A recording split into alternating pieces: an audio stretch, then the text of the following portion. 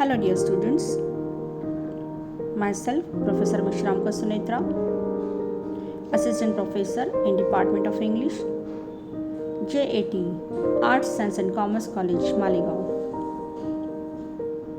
The topic of my presentation is the famous sonnet written by Keats on the Grasshopper and Cricket. On the Grasshopper and Cricket is a famous sonnet written by romantic poet Keats. Let's focus on the poet. Keats was born on 31st October 1795 in London, England. He died on 23rd February 1821 at Rome. He died of tuberculosis at the age of 26. Keats is known as prominent romantic poet.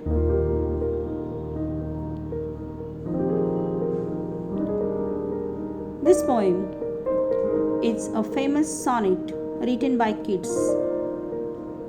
It is a Petrarchan sonnet, so it has two parts, octave and sestet. Octave has 8 lines and sestet has 6 lines. First we'll focus on the text. The poetry of earth is never dead. When all the birds are faint with hot sun and hide in cooling trees, a voice will run from hedge to hedge about the new mown mead. That is, the grasshoppers. He takes the lead in summer luxury. He had never done with his delights. For when tired out with fun, he rests at ease beneath some pleasant weed. Dear students, this part is octave. Now sestet.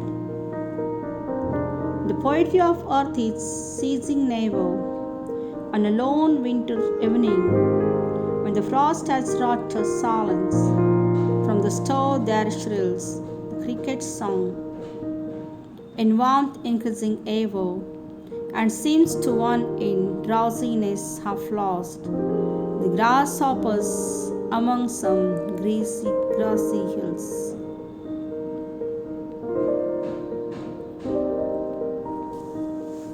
This poem is a fine piece of Petrarchan sonnet by Keats.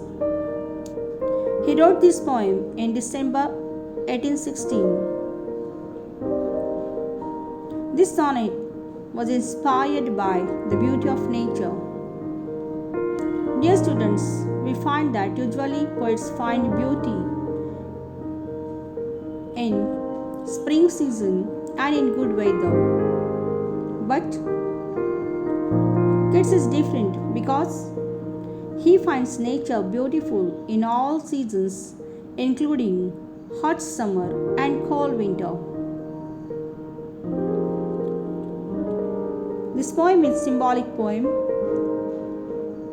The grasshopper symbolizes hot summer and the cricket symbolizes cold winter. The poet says that even when the birds stop singing during the hot summers, the earth still sings. The grasshopper sings tirelessly during this time, flying from the hedge. The poet further says that during the cold winter, the earth keeps expressing pleasure through cricket. A cricket sings through the stones. In this poem, on the grasshopper and cricket, the poet celebrates the music of the earth. He finds beauty in hot summer as well as in the cold winter.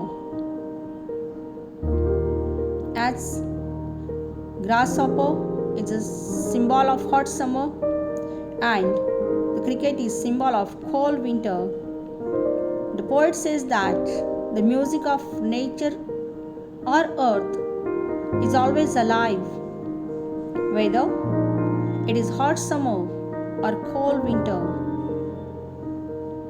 During the hot summer, all singing birds are tired.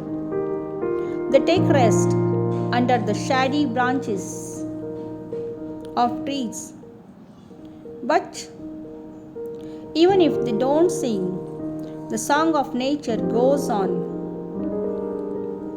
We can hear the voice of Grasshopper who runs from hedge to hedge.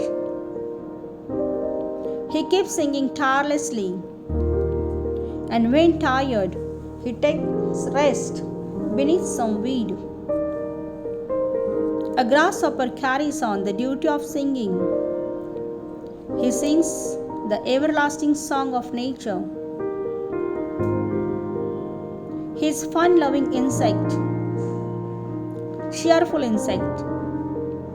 Grasshopper is never done with his delights. And even in hot summer, Grasshopper sings. During the cold winter season, the birds are silent.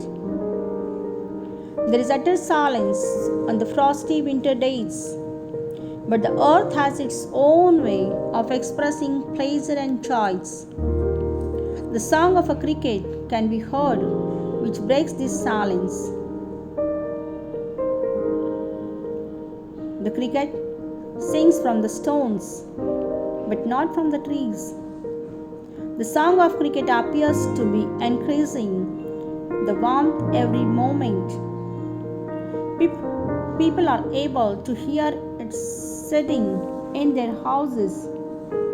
However, the poet says that to a person who is half asleep, it may appear to be a grasshopper's song coming from the grassy hills. Thus, we can say that the grasshopper and the cricket, two teeny insects, perform a big responsibility. They carry on with nature's continuous and everlasting music, irrespective of the extreme climates. Here, the poet has personified them, and this is why this poem is a symbolic poem. These two insects are the symbol of constant joyous mood of nature. When the birds are silent in cold winter, the cricket sings, the earth expresses its pleasure, and when it is hot summer, the grasshopper sings delightfully, tirelessly. When it is tired, it takes rest beneath some weed. So, here we can say that the poet has beautifully expressed the beauty of nature. Keats says that the earth is always singing. When the birds stop singing in the hot summer, finding cool place, we find the grasshopper singing and flying from hedge to hedge and singing tirelessly. When the birds are silent in cold winter, the earth never stops and it expresses its pleasure through different beings like cricket. It sings the beautiful songs from the stones. It seems to be increasing in warmth every moment, and half asleep human beings feel it to be grasshopper's song coming from grassy hills. So through this poem, the poet has shown that The poetry of earth never ceases. It goes on through summer and winter. So, through these two teeny insects, the poet has given a message. He has given a message that we must remain happy even in extreme conditions. Life is some days a bed of thorns, a puddle of mud, a pothole on a highway, and it might deny you happiness, but life is going to respond to your attitude, and happiness is always a choice. So it depends on us whether we find happiness in the small things of nature or not. The most important thing is to enjoy life, to be happy, and solve that matters. Thank you.